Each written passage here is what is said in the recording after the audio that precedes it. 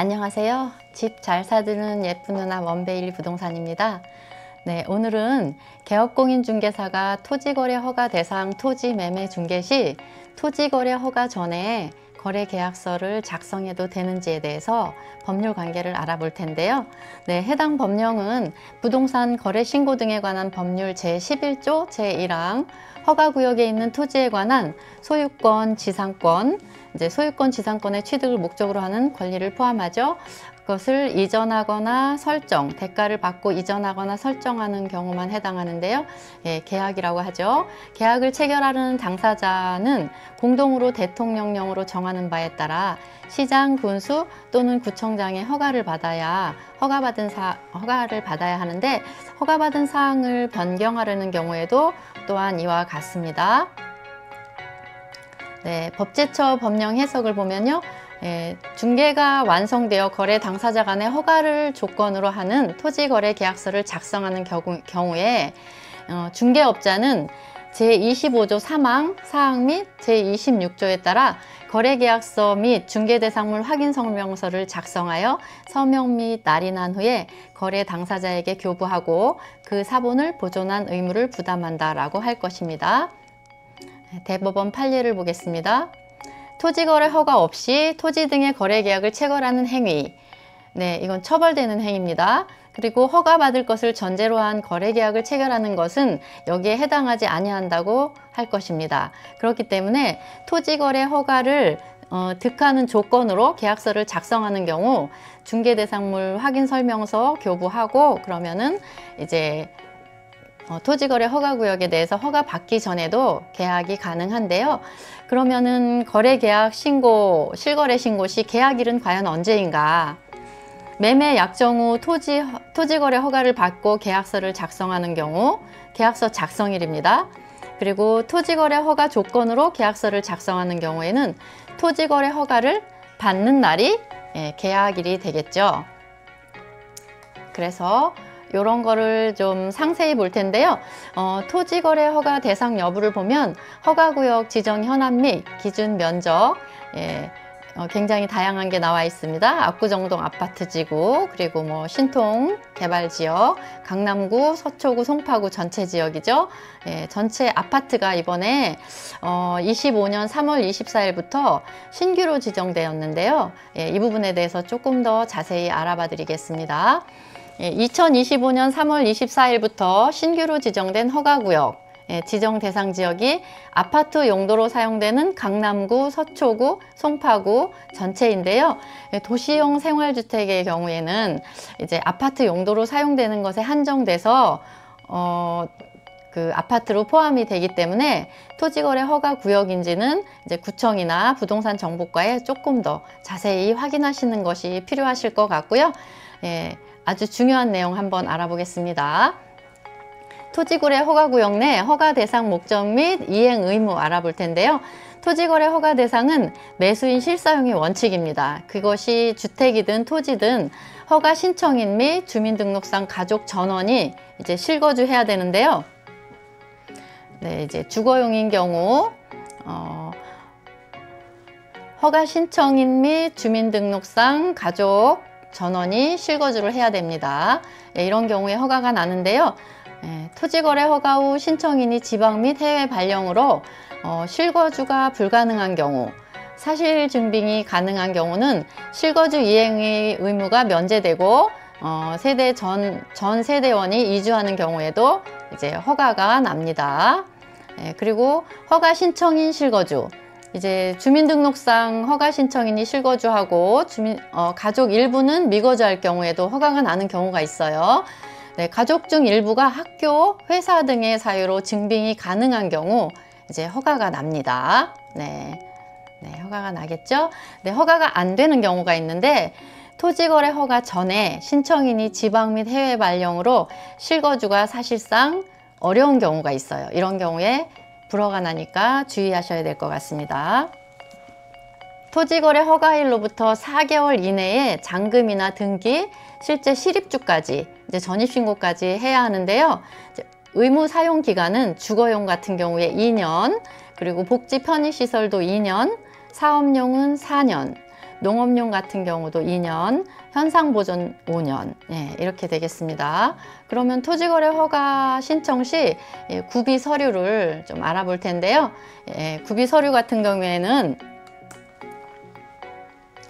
보시면은 구청 홈페이지에서 각 구청이겠죠. 이제 강남구청, 서초구청, 송파구청 홈페이지 종합민원센터 민원서시 토지거래 검색하면 필요한 서류들이 나오고 신청 서류를 다운받을 수 있는데요. 네, 토지거래 계약 허가 신청서가 있고요. 토지 이용 계획서 있습니다. 토지 취득 자금 조달 계획서 매수인별 각 한 부고요. 매수인이 여러분일 경우에 각각 한 부씩 작성하셔야 됩니다. 임대차 계약 종료 확인서, 임차인이 있는 경우죠. 네, 그리고 주택 추가 취득 사유 소명서. 이런 경우에는 세대원 중에서 주택이 누군가가 주택을 소유하고 있는 경우에 작성하셔야 되고요. 그 다음에 행정정보 공동이용 사전동의서, 세대주 및 세대원 각 한 부 필요합니다. 그리고 가족관계증명서, 단독 입주 또는 자녀가 없는 경우, 네, 그리고 위임장 및 신분증 사본, 매수인, 매도인 각각 위임장이 필요합니다. 네, 법인 인감증명서 첨부하시면 되겠습니다. 토지거래 허가구역 내 거래 진행하는 상황을 안내해 드릴 텐데요. 토지거래 허가 후 계약서 작성하는 경우, 네, 실거래 신고 계약일은 계약서 작성일입니다. 네, 매매 약정, 예약 후 토지거래 허가를 득해하는 의무기간은 없습니다. 당사자가 일단 합의해서 토지거래 허가를 조건으로 약정을 하죠. 그 다음에 이제 허가 신청을 하는데요. 거래 당사자가 구청에 허가 신청을 합니다.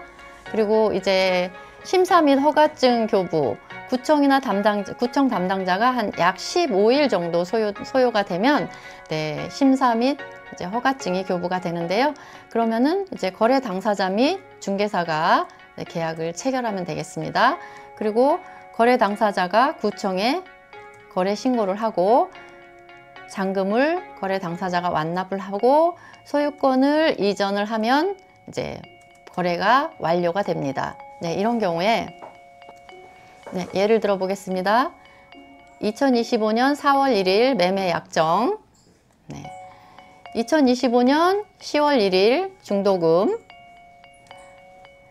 2025년 12월 30일 토지거래 허가 신청, 그리고 2026년 1월 10일 토지거래 허가, 2026년 네, 1월 15일 계약서 작성, 그리고 실거래 신고.